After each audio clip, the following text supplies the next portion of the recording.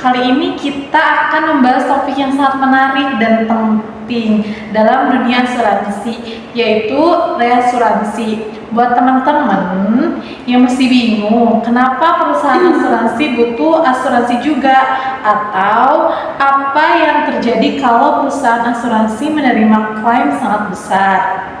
Nah, semua itu berkaitan dengan reasuransi. Dan untuk membahas topik ini lebih dalam, sudah hadir narasumber kita, Maya, seorang praktisi yang sudah bertahun-tahun bekerja di industri reasuransi. Halo Maya, terima kasih sudah hadir. Halo Vilda, halo teman-teman penonton. Senang bisa hadir di sini. Reasuransi memang topik yang sangat penting, tapi masih belum banyak dipahami masyarakat. Jadi saya senang bisa membantu dan menjelaskan. Baik Maya, kita mulai dari yang paling dasar dulu. Sebenarnya apa sih reasuransi itu? Jadi reasuransi itu adalah asuransi untuk perusahaan asuransi. Ketika perusahaan asuransi menerima resiko dari nasabah seperti rumah, mobil, kesehatan, atau jiwa, resiko itu jumlahnya bisa sangat besar. Kalau semua klaim terjadi bersamaan atau ada kejadian besar seperti bencana alam, perusahaan bisa kesulitan membayar klaim. Nah, untuk mengurangi resiko tersebut, perusahaan asuransi mengalihkan atau membagi sebagian resikonya kepada perusahaan reasuransi. Dengan kata lain, reasuransi membantu perusahaan asuransi tetap stabil. Tapi banyak orang merasa perusahaan asuransi punya uang besar. Kenapa mereka tetap perlu reasuransi? Nah, itu pertanyaan bagus, Phil. Ada beberapa alasan kuat kenapa reasuransi wajib dalam industri ini. Yang pertama, ada proteksi keuangan perusahaan asuransi. Nah, jika terjadi klaim besar, misalnya kebakaran pabrik, tabrakan massal, atau rumah mahal terbakar, perusahaan butuh dukungan finansial agar tidak bangkrut. Kedua, untuk menjaga stabilitas perusahaan, reasuransi membantu perusahaan tetap sehat secara finansial meskipun ada kejadian besar seperti banjir, gempa, atau pandemi. Yang ketiga, untuk menambah kapasitas underwriting.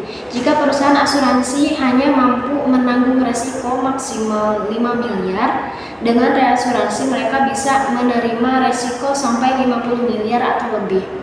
Keempat, untuk kepatuhan regulasi pemerintah.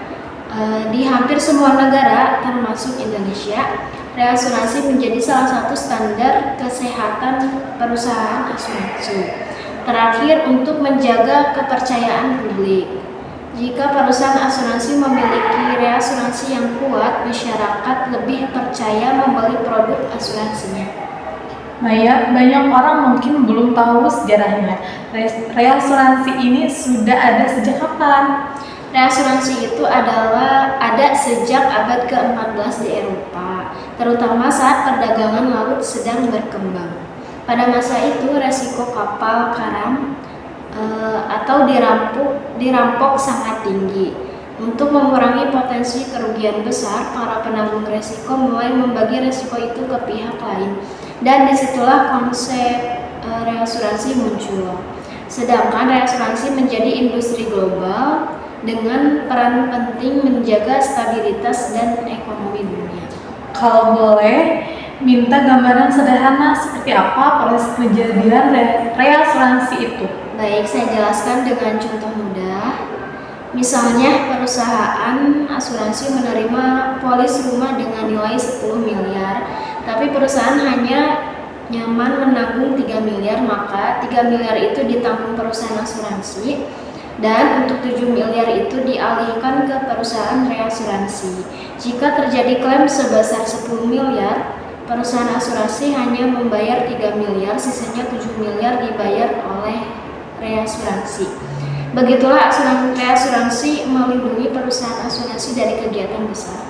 Oke, kira-kira jenis reasuransi itu apa aja? Dalam dunia reasuransi ada dua kategori besar. Pertama, ada reasuransi fakultatif.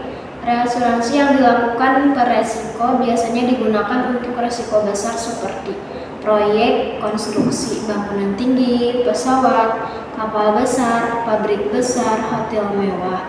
Perusahaan asuransi akan menawarkan resiko itu satu persatu ke reasuransi. Kedua, ada reasuransi treaty, kesepakatan untuk menanggung seluruh kelompok polis, contohnya seluruh polis kendaraan, seluruh polis kesehatan, seluruh polis kebakaran rumah, lebih efisien karena tidak perlu negosiasi satu persatu. Ada berdasarkan jenis pembayaran klaim. Selain itu ada dua sistem utama. Ada proporsional reinsuransi, sebagian risiko dan premi secara proporsional, misalnya 40 ditanggung reasuransi dan 60-nya ditanggung asuransi. Selanjutnya ada non-proporsional reasuransi hanya membayar jika klaim melebihi jumlah tertentu. Bisa dipakai untuk risiko bencana besar seperti gempa dan banjir. Sepertinya peran reasuransi bukan hanya melindungi perusahaan asuransi ya? Ya, tepat sekali. Dampaknya luas sekali. Untuk menjaga stabilitas sektor keuangan nasional, jika perusahaan asuransi gagal bayar klaim bisa terjadi krisis kepercayaan. Untuk membantu pembangunan negara, proyek-proyek besar seperti jalan tol, bandara, kompleks apartemen, kilang minyak, semua membutuhkan asuransi dan itu hanya mungkin jika ada reasuransi yang mendukung kapasitas resiko. Terakhir, untuk menurunkan biaya sewa modal, investasi akan lebih aman jika resiko sudah ditanggung oleh kombinasi asuransi dan reasuransi. Oke, boleh minta contoh kejadian nyata yang menunjukkan pentingnya reasuransi itu?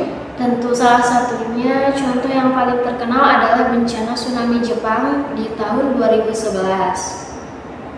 Kerugiannya mencapai ratusan miliar dolar. Tanpa reasuransi, banyak perusahaan asuransi di Jepang mungkin tidak sanggup membayar klaim. Contoh lain, ledakan pipa gas di Texas, kemudian ada kebakaran besar di Australia, gempa di Turki. Setiap kejadian besar selalu melibatkan peran reasuransi global untuk membayar klaim dalam jumlah besar.